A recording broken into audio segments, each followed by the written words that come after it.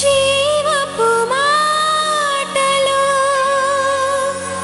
సజీవపు మాటలు నీ బ్రతుకును మార్చి దేవుని మాటలు.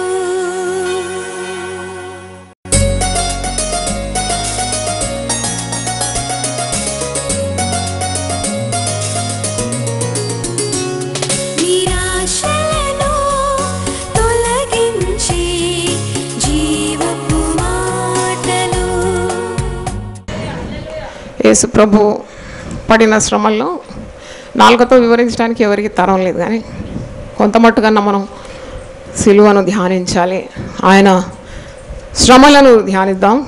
ద పర్సిక్యూషన్ ఆఫ్ జీసస్ అంటే మానసికంగా, శారీరకంగా నిందలు, అవమానాలు, గాయములు, మరి అపహాస్యం, ఇవన్నీ కూడా ఎదుర్కొన్న ప్రభువును మనం సిలువ ధ్యానాల్లో ధ్యానించాలి. అట్టి ధ్యానమే మనకు దినదిన జీవితంలో కూడా ధైర్యాన్ని ఇస్తుంది, శక్తిని ఇస్తుంది. సిలువను నిదానించి చూచినప్పుడు మనము ఈ లోకంలో పడే శ్రమలు ఎన్నదగినవి కావని మనకు అనిపిస్తుంది. సిలువ శక్తి మనం పొందుకుంటున్నాం. అందుకే రక్షింపబడుతున్న దేవుని బిడ్డలకు ఇది మహాశక్తి ఉన్నది. శక్తి అన్నమాట. అంటే మనకంటే ముందు వెళ్ళినాడు యేసు ప్రభు శ్రమల దారి గుండా. మరి అదే శ్రమల దారిలో ఆ సిలువ మార్గంలో మనం వెళ్తున్నాం. కాబట్టి ఈ లోకంలో మనం పడే నిందైన, అవమానమైన, దెబ్బలైన, కీడైన, శ్రమలైన ఇవన్నీ ఏవి కూడా ఎన్నదగినవి కావని ఆయన మన కొరకు సిద్ధపడిన మహిమ ముందు ఇవి లెక్కకు రావని విశ్వాసులు గమనించాలి. మత్తయి సువార్త 26:1-5 చూడండి. యేసు ఈ మాటలన్నీ చెప్పి చాలించిన తర్వాత జరిగినదేమనగా, ఆయన తన శిష్యులను చూచి, అప్పుడు మనుష్య కుమారుడు సిలువ వేయబడుటకై అప్పగింపబడినని మీకు తెలియనని చెప్పాను. ఆ సమయమున ప్రధాన యాజకులను, ప్రజలు, పెద్దలను, కయపా అను ప్రధాన యాజకుని మందిరంలోనికి కూడి వచ్చి యేసును మాయోపాయము చేత పట్టుకొని చంపవలనని ఏకమై ఆలోచన చేశారు. అయితే ప్రజల్లో అల్లరి కలుగుకున్నట్లు పండుగలో వద్దని చెప్పుకొనిరు. అంటే అక్కడున్న ప్రధాన యాజకులు, శాస్త్రులు, పరిసయ్యులు ఆయనను సహించలేకపోయినారు. ఆయన చేసే బోధలు, మరి ప్రజలు ఆయన తట్టు ఆకర్షితులవడం, గొప్ప జనసమూహం ఎప్పుడు యేసుప్రభు వెంట వెళ్ళడం, మరి ఆయన దేవుని కుమారుడని వారు జీర్ణించలేకపోయినారు. మెస్సయ్య అని వారికి అర్థము కాలేదు.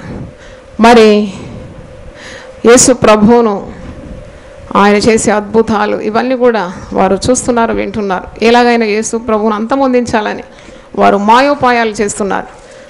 ఆయన పట్టుకొని చంపాలని వారు ప్రయత్నిస్తున్నారు. మరి యేసు ప్రభు శిష్యుల్లో ఒకడు యూదా ఇస్కరియోతు యేసు ప్రభువును మరి 30 వెండి నాణెములకు అమ్మడానికి సిద్ధపడుతున్నాడు. 14వ చూడండి. అప్పుడు 12 మందిలో ఒకడగు ఇస్కరియోతు యూదా ప్రధాన యాజకుల యొద్దకు వెళ్ళి, నేను ఆయనను మీకు అప్పగించిన ఎడల నాకేమీ ఇత్తురని వారిని అడిగాను.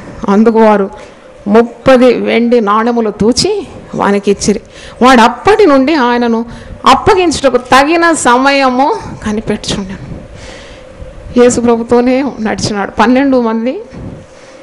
It's a royal and high calling. ఉన్నతమైన పిలుపుకు చెందినవారు, అపోస్తలత్వానికి పిలువబడినవారు, యేసు ప్రభుకు శిష్యులుగా ఉండి తుదకు లోకాన్ని తలక్రిందులు చేసే శక్తి పొందుకునే ఆ గొప్ప పిలుపు అన్నమాట. రాత్రంతా ప్రభు ప్రార్థన చేసి 12 మందిని ఎన్నుకున్నాడు. దాంట్లో యూదా ఉన్నాడు. ఇంత గొప్ప పిలుపును ఎలా వ్యర్థం చేసుకున్నాడో చూడండి. ఎలా వ్యర్థం చేసుకున్నాడు. ప్రభుతోనే నడిచినాడు 3.5 సంవత్సరాలు. అన్నీ చూసినాడు. ఇంకా మనం చూడలేదు, చూడక నమ్ముతున్నాము. యూదా అయితే చూసిన వాడే, అన్నీ చూసినాడు. అపవిత్రాత్మలు వదిలిపోవడం, ఒక్క మాటతో గాలి సముద్రం అడిగిపోవడం, ఆహారం అరణ్యంలో 5,000 మందికి పైగా మరి చేపలు, రొట్టెలు ఆశీర్వదించినప్పుడు ఇలాగ విస్తరించి ఆహారం సమృద్ధిగా వాడి, ఇవన్నీ కూడా అక్షరాలు. I was an I witness for every miracle, for all Jesus greatness. అంటే యేసు ప్రభు చూపిన ఆ గొప్ప కార్యాలన్నిటికీ కూడా ప్రత్యక్ష సాక్షి అన్నమాట యూదా.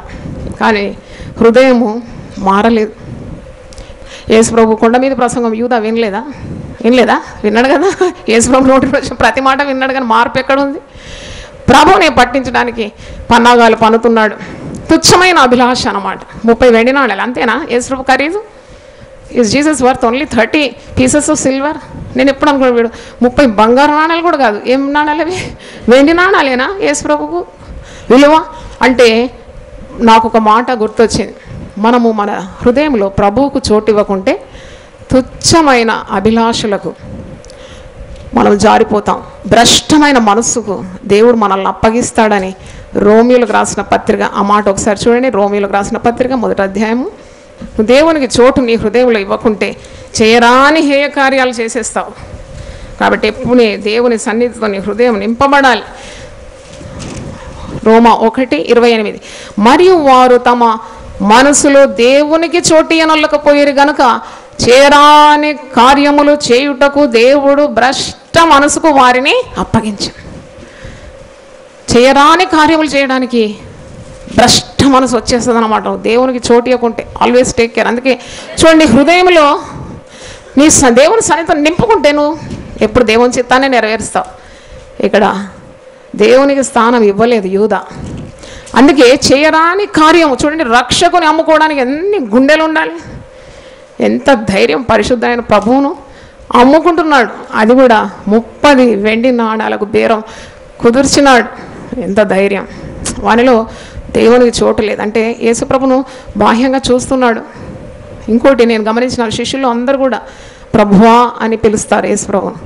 వీడొక్కడే బోధకుడా అంటాడు. అంటే ప్రభు అని అంగీకరించలేదన్నమాట.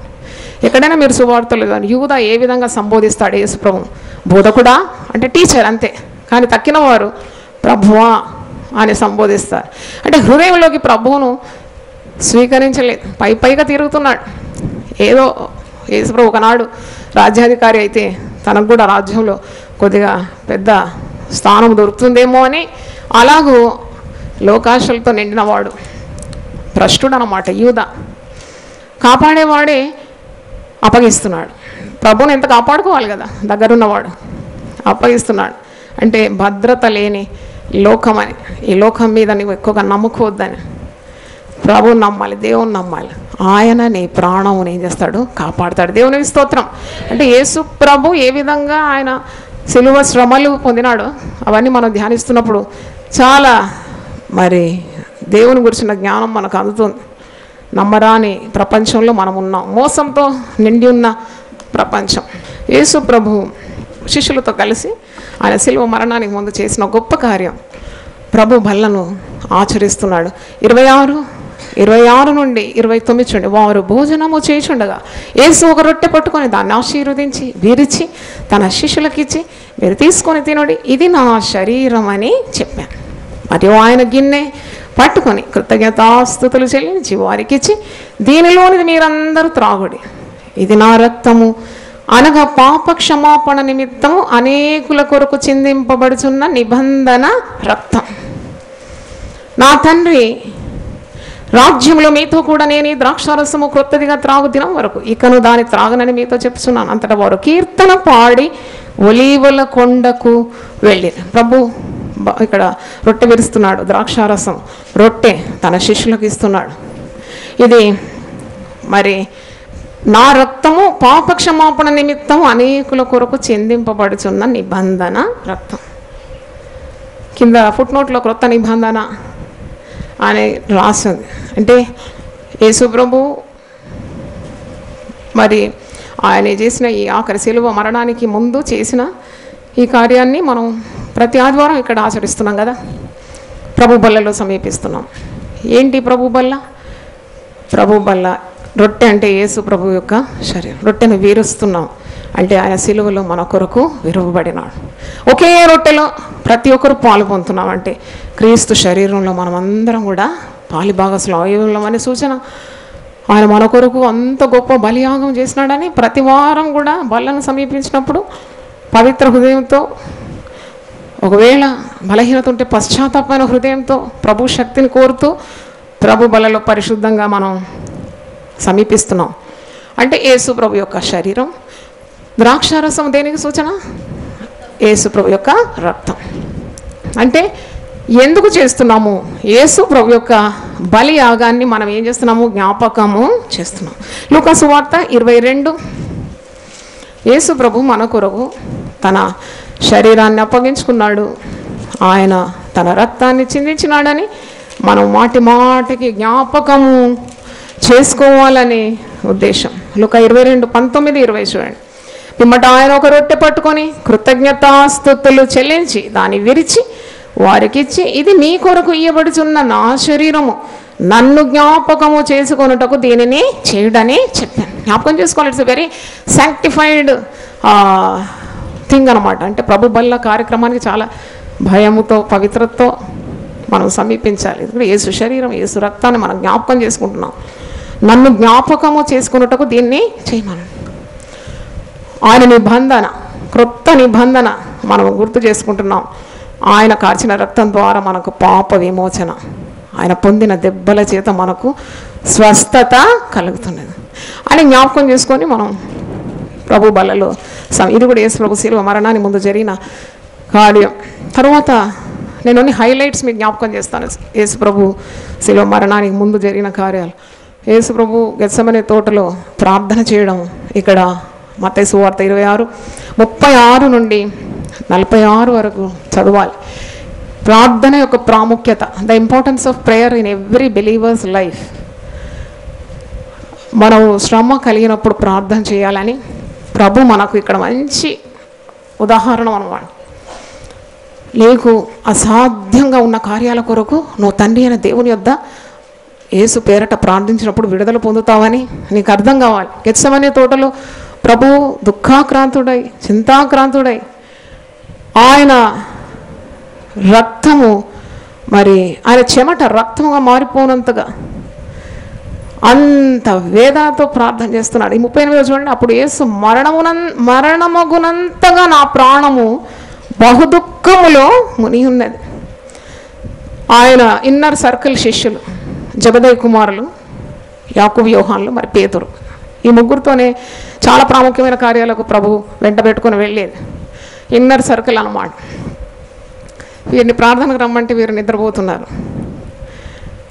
అంటే చూడండి ప్రభు ఎంత సంకటం అనుభవిస్తున్నాడు. మనకు ఏదైనా బాధ కలిగినప్పుడు ఎవరైనా ఉంటే బాగుండు, మనం వాంట్ టు షేర్ కదా, మన బాధలు పంచుకోవాలని అనిపిస్తుంది. కానీ ప్రభువుకు అలా కూడా ఎవరు సహకారులు లేరు. పిలిచిన వారు నిద్రపోతున్నారు. వాళ్ళకి సిలువ గురించిన, శ్రమల గురించిన అవగాహన ఏమీ లేదు. They are sleeping. అప్పుడు ప్రభువు చాలా బాధపడుతున్నాడు. ప్రార్థన ఏం చేస్తున్నాడు? 39వ వచనం, కొంత దూరం వెళ్ళి సాగిల పడి, నా తండ్రి సాధ్యమైతే ఈ గిన్నె నా యుద్ధ నుండి తొలగిపోనిము, అయినను నా ఇష్ట ప్రకారం కాదు, నీ చిత్త ప్రకారమే కానిమ్మని ప్రార్థించాను. హల్లెలూయా. ఇది కూడా మనం నేర్చుకోవాలి సిలువ ధ్యానాల్లో. కొన్ని కార్యాలు నీ జీవితంలో తొలగిపోవాలని నువ్వు ఆశిస్తావు. ఇది పెద్ద బాధ నా జీవితంలో, తొలగిపోతే బాగుండని, ఈ రోగం తొలగిపోతే బాగుండని. కానీ ఒకవేళ నువ్వు ఆ శ్రమ అనుభవించడం దేవుని చిత్తమైతే నువ్వు ఇలాగే ప్రార్థన చేయాలి. దేవా, నా ఇష్టం కాదు, నీ చిత్తమే సిద్ధించను కాక. దేవుని స్తోత్రం. హల్లెలూయా. అంటే టోటల్ సబ్మిటింగ్ బిఫోర్ గాడ్. నేనేమో సమర్పించుకుంటున్నావు. నీ జీవితంలో నీ ఇష్టం కాదు జరగాల్సింది, ఎవరి చిత్తం జరగాలి? దేవుని చిత్తం. శ్రమ తొలగించుకోవాలి, ముళ్ళు తొలగిపోవాలని ప్రార్థన ఎప్పుడు చేస్తాం, అందరూ చేస్తారు. కానీ ఆ యొక్క శ్రమలోనే దేవుని కృప నీవు అపారముగా అనుభవిస్తున్నావు. దేవునికి స్తోత్రం. నా కృప నీకు చాలా. మరి ఇక్కడ శరీరం బలహీనంగా ఉంది, ఆత్మసిద్ధంగా ఉంది. ఇంత గొప్ప సిలువ ఘోర మరణం అనుభవించాలి ప్రభు. అంతకుముందు తన స్వశక్తి మీద ఆధారపడి ధైర్యంగా సిలువ దగ్గర వెళ్ళడం లేదు, కానీ తండ్రి దేవుని సహాయాన్ని కోరుతున్నాడు. దేవుని స్తోత్రం. గొప్ప పనులు నీకున్నప్పుడు నీ యొక్క స్వబుద్ధి మీద ఆధారం చేసుకొని, సెల్ఫ్ కాన్ఫిడెన్స్ అంటారు, ఈ ఆత్మవిశ్వాసంతో ముందుకు అడుగులు వేయద్దు. సిలువ ధ్యానాలు మనం అందుకే ఏర్పాటు చేసినాం. ప్రతిదానికి దేవుని మీద ఆధారపడాలి. So if there is a great task before you, you kneel down, pray, seek God's will, get the strength of God and proceed. ఇక్కడ యేసు ప్రభు ప్రార్థించినప్పుడు పరలోకం నుండి దూత దిగి వచ్చి అతన్ని బలపరిచిందని వాక్యంలో మీరు చూస్తారు. పరలోకం నుండి దూత దిగి అతన్ని బలపరిచిందని. లూకా 22 చూడండి, 42. తండ్రి, ఈ గిన్నె నా యుద్ధ నుండి తొలగించుటకు నీ చిత్తమైతే తొలగించు, ఆయన నా ఇష్టం కాదు నీ చిత్తమే సిద్ధించును గాక అని ప్రార్థించినప్పుడు పరలోకము నుండి ఒక దూత ఆయన కనబడి ఆయనను బలపరచను. హల్లెలూయా గడి చెబుదామా? కొంచెం నీ వల్ల కాని కార్యాలు ఉంటుంది. So difficult to take one step. అది ఎన్నోసార్లు నా సేవా జీవితంలో కుటుంబ జీవితంలో అనుభవించిన. ఇక నాకు దారి లేదు, ఒక అడుగు వేయడానికి వీలు కాదన్నప్పుడు ప్రార్థన చేసినప్పుడు వెంటనే దేవుని శక్తితో నింపబడినాను. ఇక నాకు అసాధ్యం అంటూ ఏది లేదనే ధైర్యం పొందుకున్నాను. దేవుని స్తోత్రం. చూడండి, బాధపడుతున్నాడు, దుఃఖాక్రాంతుడైనాడు, వ్యసనాక్రాంతుడైతున్నాడు. మరి ఆయన రక్తమే చెమట బిందులుగా నేలను పడుతుంది. అంటే ఈజ్ గెటింగ్ డీహైడ్రేటెడ్ అనమాట. అంతగా ఆవేదనతో మరి లోక పాపములంతా మోయాల్సిన గడియ సమీపించింది. ఇది నా వల్ల కావడం లేదు, నా శరీరం బలహీనంగా ఉంది, ఆత్మ అయితే సిద్ధంగా ఉంది. తండ్రి నీ చిత్తమైతే ఈ గిన్నెను తొలగించు, ఆయన నా ఇష్టం కాదు నీ చిత్తమే జరగాలని ప్రార్థిస్తున్నప్పుడు ఆ ప్రార్థన తండ్రి దేవుడు అంగీకరించినాడు. పరలోకం దూతను పంపిస్తున్నాడు. పరలోకం నుండి దూత దిగి వచ్చి మరి ప్రభువుని ఏం చేసింది? బలపరిచాను అని మనం చూస్తున్నాం. ఆయన వేదన పడి మరింత ఆత్రముగా ప్రార్థన చేయగా ఆయన చెమట నేల పడుచున్న గొప్ప రక్త బిందువుల వలె ఆయన ప్రార్థన చాలించి లేచి తన శిష్యుల యుద్ధకు వచ్చి వారు దుఃఖము చేత నిద్రించడం చూచి మీరెందుకు నిద్రించున్నారు? శోధనలో ప్రవేశించుకున్నట్లు లేచి ప్రార్థన చేయండి. ఇది అండర్లైన్ చేసుకోవాలి మీరు. శోధనలో పడకున్నట్టు లేవండి, మీరు ఉదయకాలమే లేచి ప్రార్థన చేయండి. అందరం ప్రార్థన ఎప్పుడు చేస్తామంటే శోధనలో పడ్డాక. శోధనలో పడిపోయిన తర్వాత లబోదిబో మొత్తుకుంటాం, తల కొట్టుకుంటాం, గుండె కొట్టుకుంటాం, కలవరపడుతూ ఉంటాం. కానీ ప్రభు ఒక బంగారు సూత్రాన్ని మరి దేవుని బిడ్డలకు ముందే తెలియజేసినాడు. మీరు లేవండి, శోధనలో పడకున్నట్లు మీరు మెలకువగలిగి ప్రార్థన చేయండి. పడినాక కాదు, పడకముందే. ప్రభు బల్లని ఏ విధంగా మనం సమీపించాలి, జీవితంలో శ్రమలను ఏ విధంగా ఎదుర్కోవాలి. లోకంలో తప్పకుండా మోసగాళ్ళు ఉంటారు, నిన్ను వంచకులు ఉంటారు, నిన్ను కీడులో పడవేయడానికి ప్రయత్నించేవారు ఉంటారు. అయినా మరి దేవుని చిత్తము నీ పట్ల జరగాలని నీకు ఉద్దేశం కలిగి ఉండాలని ప్రభు సిలువ శ్రమల ద్వారా మనం నేర్చుకుంటున్నాం. మత్తయి సువార్త 26 చూడండి, మాథ్యూ 26:47 నుండి కొన్ని వచనాలు. ఆయన ఇంకనూ మాట్లాడుచుండగా 12 మందిలో ఒకడు యూదా వచ్చాను. వారితో కూడా బహు జనసమూహము కత్తులు గుదియలు పట్టుకొని ప్రధాన యాజకుల యుద్ధ నుండి ప్రజల పెద్దల నుండి వచ్చాను. ఆయన అప్పగించేవాడు. యూదాకు ఇంకో పేరు ఏంటంటే అప్పగించేవాడు. నేను ఎవరిని ముద్దు పెట్టుకుందునో ఆయనే యేసు, ఆయనను పట్టుకుని వారికి గుర్తు చెప్పి వెంటనే యేసు వద్దకు వచ్చి బోధకుడా నీకు శుభమని చెప్పి ఆయనను ముద్దు పెట్టుకున్నాను. బా, ఇలాంటి మోసాలు ఇప్పుడు కూడా జరుగుతుంది కదా. యేసు ప్రభు దగ్గర ఉండి వీడు ఎంత మోసానికి మరి తెగిస్తున్నాడంటే హృదయ కాఠిన్యం, ఇంత హృదయం బండలాంటి హృదయం అన్నమాట. అస్సలు మార్పు లేదన్నమాట. ప్రభుతోనే ఉన్నాడు. ఇలా సంఘాల్లో కూడా ఉంటారు చాలామంది. ప్రతి ఆదివారంకి వస్తారు, ప్రతి పరిచర్యకు వారు ఉంటారు, కానీ వారి హృదయం అస్సలు మారదు, మోసంతో నిండిందన్నమాట. యూదా మనం జ్ఞాపకం చేసుకున్నాడు. అలాంటి జీవితం నీ పతనానికి దారి తీస్తుంది. మార్చుకోవాలి, పశ్చాత్తాపం ఉండాలి నీ హృదయంలో. ప్రభువుని గురించిన మరి భయం నీకు ఉండాలి. ఆయన ప్రభువాన్ని నువ్వు ఒప్పుకోవాలి. ఇక్కడ చూడండి, ముద్దు పెట్టి అప్పగిస్తున్నాడు. తర్వాత ఏమంటున్నాడు? మోసం చూడండి, 49వ వచనం. యేసుని వద్దకు వచ్చి బోధకుడా ప్రభు అని ఎప్పుడు అన్నాడు? ధ్యానిస్తున్నప్పుడు మనం మన జీవితంలో యేసు ప్రభుకి ఎంత విలువిస్తున్నాం? How much you are giving importance to Jesus. Yesu ప్రభుకు విలువనియ్యని వాడు ఎంత పతనమైనాడు, ఎలాగో దిగజారిపోయినాడో మనకు అర్థమవుతుంది. ఇక్కడ తప్పకుండా తెలుసు ఎవడు మోసగాడని. 50వ వచనం చూడండి. యేసు చెలిగాడ నీవు చేయవచ్చినది చేయమని అతనితో చెప్పగా వారు దగ్గర వచ్చి ఆయన మీద పడి ఆయనను పట్టుకొని అంటే ముద్దు పెట్టి శుభం పలికి అంత చేసినా ప్రభు అంటున్నాడు ఏం చేయాల్సి వచ్చిందో చేసే తొందరగా. అంటే తెలుసు అన్నమాట, నీవు చేసేవన్నీ కూడా నాకు తెలుసు. అలాగూ ఆ రోజు ప్రభువును అప్పగిస్తున్నాడు. వారు వారు ఆయన పట్టుకొని పోతున్నారు.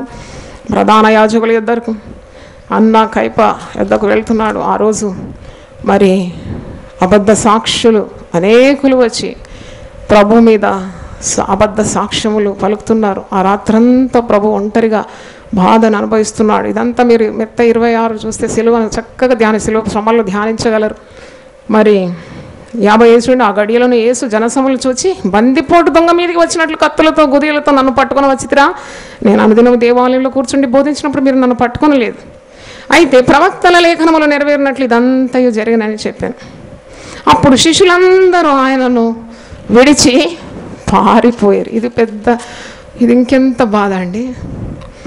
అంతవరకు దగ్గరనే ఉన్న శిష్యులు యేసు ప్రభువును వారు కత్తులతో గుదియలతో ఈ యూదా ముద్దు పెట్టి అప్పగించి వారు బలవంతంగా యేసును పట్టుకొని వెళ్ళిపోతారు. యేసు గెత్సెమనే తోటలో ప్రార్థన చాలించి వచ్చిన తర్వాత జరిగిన కార్యాలు అన్నమాట. పట్టుకొని పోతుంటే నిజంగా ఈ శిష్యులకు ప్రభువు మీద ప్రేమ ఉంటే అపాయం వస్తే ఆదుకోవాలి కదా. నిజమైన స్నేహితులు విడువక ప్రేమిస్తారు. అపాయం వస్తే పారిపోతారా? మరి ఇప్పుడు ప్రభువును పట్టుకొని పోతే 56వ వచనంలో మీరు చూస్తున్నాం, శిష్యులందరూ ఆయనను విడిచి పారిపోయినారంట, పరిగెత్తిపోయినారు అనమాట. కనబడితే వాళ్ళకు కూడా ఇదే శ్రమలు ఉంటుంది. ఎందుకు వచ్చిన గొడవ, పారిపోతామని పారిపోయినారు. ఎవ్వరు నిలవలేదు ప్రభు దగ్గర. అది ఇంకెంత మానసికంగా ఎంత బాధ ప్రభువు పొందినాడు. No one. ఇలాంటి సమయాలు నీ జీవితంలో వస్తుందని ప్రభు మనకు నిదర్శనంగా ఉన్నాడు. There will be a time when there will not be any one to care for you, to protect you. నిన్ను కాపాడడానికి కానీ, నిన్ను ఆదుకోవడానికి కానీ, నీకు సహాయం చేయడానికి ఎవ్వరూ లేని పరిస్థితులు వీళ్ళు ఎవరైనా ఎదుర్కొన్నారా ఎప్పుడైనా? ఇది మీ చేతులు పెట్టండి. నా జీవితంలో అనేక సందర్భాలు నేను ఎవరే సహాయం పొందలేకుండా ఏకాకినైనానని చెప్పగలుగుతారు. తప్పకుండా మీ జీవితంలో ఉంటుంది. అలాంటి వేళలో మరి దేవుని బిడ్డలు అలాంటి అనుభవాలు వస్తుందన్నమాట. ఇక్కడ చూడండి, శిష్యులు పారిపోయినారు, ఒకడేమో మోసగిస్తున్నాడు. అంటే మన దినదిన జీవితంలో కూడా ఏకాంతత కానీ, ఒంటరితనం కానీ, నిస్సహాయత కానీ, నిందలు కానీ, ఇలాగూ మోసాలు కానీ ఎదుర్కోవడానికి you should have a backing, that is prayer అన్నమాట. దేవునికి స్తోత్రం. నీకు ఒక బ్యాకింగ్ ఉండాలి. ఏంటంటే ప్రార్థన ఉంటేనే నీవన్నీ జయించగలవు. ప్రభు శిష్యులు, మరి 3 శిష్యులు ముఖ్యుడు ఎవరు? పేతురు. అంటే పేతురు సామర్థ్యం చూసినాడా, లేకుంటే పేతురులో మరి ఏం చూసినాడో ప్రభు. చనిపోయిన వారిని లేపడానికి వెళ్ళినప్పుడు కూడా పేతురు యాకోబు యోహానులను వెంట పెట్టుకొని వెళ్తారు. రూపాంతరపు కొండ మీద కూడా పేతురు యాకోబు యోహాను, గెత్సెమనే తోటలో కూడా పేతురు యాకోబు యోహాను. మరి ఇట్టి పేతురు, ఇన్నర్ సర్కిల్లో ఉండే పేతురు కూడా ప్రభుతో అంటున్నాడు, నేను మరణం వరకు నిన్ను వదిలిపెట్టానని. 33వ వచనం చూడండి, 31 నేను చదువుతాను. అప్పుడు యేసు వారిని చూచి, ఈ రాత్రి మీరందరూ నా విషయమే అభ్యంతరపడేదారు. ఏలైనగా గొర్రెల కాపరిని కొట్టుదురు, మందలోని గొర్రెలు చెదిరిపోవునని వ్రాయబడి ఉన్నది కదా. నేను లేచిన తర్వాత నీకంటే ముందుగా గలిలోకి వెళ్ళేదని. అందుకు పేతురు, నీ విషయమే అందరూ అభ్యంతరపడినను, నేనెప్పుడునో అభ్యంతరపడినని ఆయనతో చెప్పగా, నీవు ఈ రాత్రి కోడి కుయ్యకు మునిపే నీవు నన్ను ఎరగనని ముమ్మారు చెప్పేదమని నీతో నిశ్చయముగా చెప్తున్నాను. కోడి కుయ్యకు ముందే నువ్వు ముమ్మారు బొంకుతావు నన్ను ఎరగనవి. అప్పుడు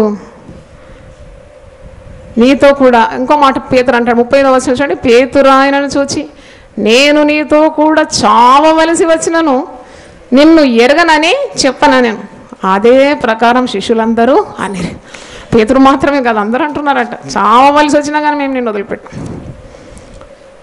ఇలాంటి మరి పేతురు తర్వాత ప్రభు ఎలాగూ ప్రవచించినాడో అలాగే కోడి కూయక మునిపే ముమ్మారు ఆయన ఎవరో నేను ఎరగనని 3 సార్లు బొంకినట్లు మనం చూస్తున్నాం. he totally denied that he knows Jesus. యేసు ప్రభు నేను ఎరగను, ఆయన శిష్యుని నేను కాను, ఆయన ఎవరో నాకు తెలియదు అని 3 సార్లు బొంకినాడు. ఇది కూడా మనకు ఒక మరి పాఠం నేర్పిస్తున్నాడు. Teachers was a lesson. ప్రభు గొప్పవాడు, ప్రభు నాకు ప్రియుడు, ప్రభుతో నేను జీవిస్తున్నాను, ప్రభు నాకు సరిపోయినవాడు, ప్రభు నాకు చాలినవాడు అని అంటాం. ఏదైనా శ్రమ రాగానే నేను ఎరగను ప్రభువును. ఇవన్నీ మనం ధ్యానించినాము. ప్రభు యొక్క శిలువ శ్రమలు తలలు వంచండి, ప్రార్థన చేసుకుందాం. ప్రభువా, నీ పరిశుద్ధ నామమునకు స్తోత్రం. మా కొరకు నీ విలువైన ప్రాణాన్ని సెలవులో అర్పించినావు. నీ అమూల్యమైన రక్తాన్ని మా కొరకు చివరి బొట్టు వరకు ధారపోసినావు. మాకు రోగం నుండి విడుదల, పాపం నుండి విడుదల, శాపం నుండి విడుదల, నిత్య జీవానికి మేము వారసులవుటకు మాకు ఈ గొప్ప రక్షణ ప్రణాళికను ప్రభువా మా ముందు ఉంచినావు. ప్రాణం పెట్టినంతగా మమ్మను ప్రేమించినావు. నీ ప్రేమకు ప్రభువా మేమేమి చెల్లించగలం? మా హృదయంలో నిన్ను రక్షకునిగా స్వీకరించి మేము పరిశుద్ధమైన మార్గంలో పయనించడానికి కృప దయచేయండి. నిన్ను చూచే కనులు మాకు దయచేయండి. విశ్వాసం కర్త దాన్ని కొనసాగించబడిన యేసు వైపు మేము చూడాలి, సిలువను నిదానించి చూడాలని వాక్యంలో ఉన్నది. అవును ప్రభువా, నువ్వు పడిన శ్రమలు, నిందలు, అవమానాలు, అపహాస్యము, హేళన, సిలువ, మరి ఆ యొక్క బాధలు ఇవన్నీ మేము ధ్యానించినప్పుడు ఈ లోకంలో మేము పొందే శ్రమలు ఎన్న తగినవి కావని మేము మా యొక్క జీవితంలో నమ్మకంగా ప్రభువా నీ సిలువను ప్రతిదినము వస్తూ ముందుకు సాగడానికి మాకు సహాయం, శక్తి మీరు దయచేయమని యేసు పరిశుద్ధ నామములో అడిగి వేడుకుంటున్నాను తండ్రి. ఆమేన్. హల్లెలూయా. జీవపు మాటలు సజీవ